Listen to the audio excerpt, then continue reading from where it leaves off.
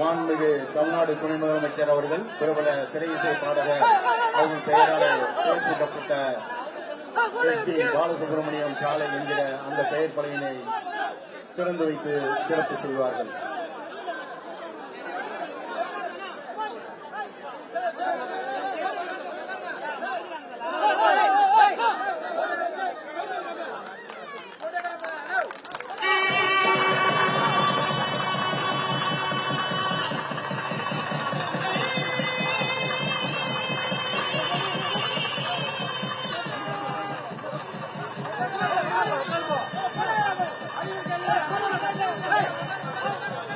இவ்வளோ ஒரு பெரிய ஒரு திருவிழாவா நடக்கும் அப்படின்னு நான் எதிர்பார்க்கல.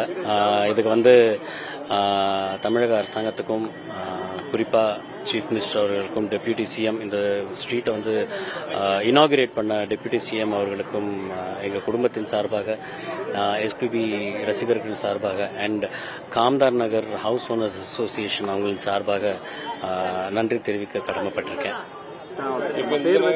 அறிவிப்பு போன வருஷம் வந்திருந்தாங்க கூட துணை முதலமைச்சரே திறந்து வைப்பார் நீங்க எதிர்பார்த்தீங்களா? சத்தியமா நான் எதிர்பார்க்கல இந்த அளவுக்கு நடக்கும். அதான் சொன்னேன், இது ஒரு திருவிழா மாதிரி இருக்கு. ஒரு 5 நாளா இந்த ரோட ரெடி பண்றது, லைட் போடுறது, இதெல்லாமே இந்த அளவுக்கு எதிர்பார்க்கல. Again very grateful to the government.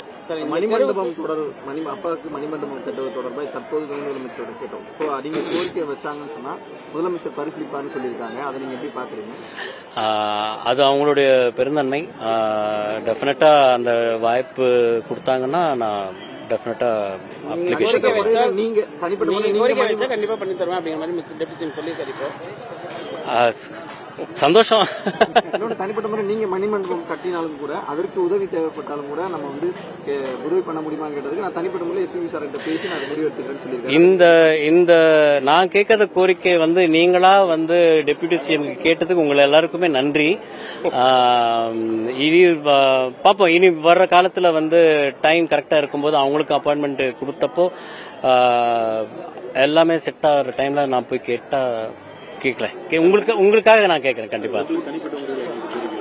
Sir எதுவுமே இல்லை சார்,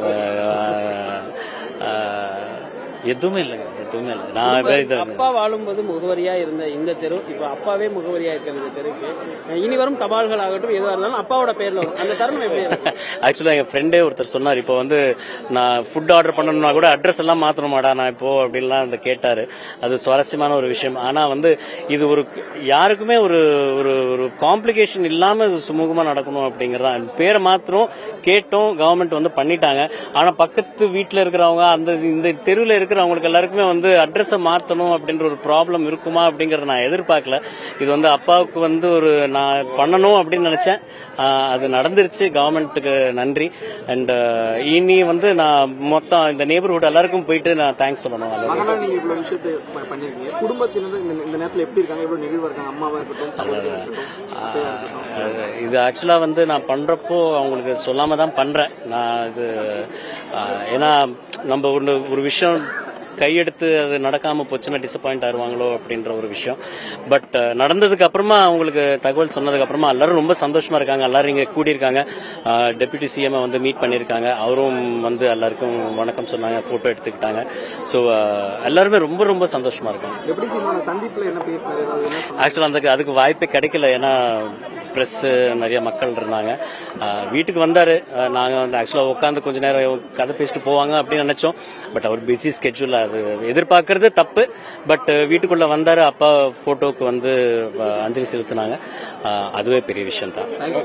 ரொம்ப நன்றி. தேங்க்யூ.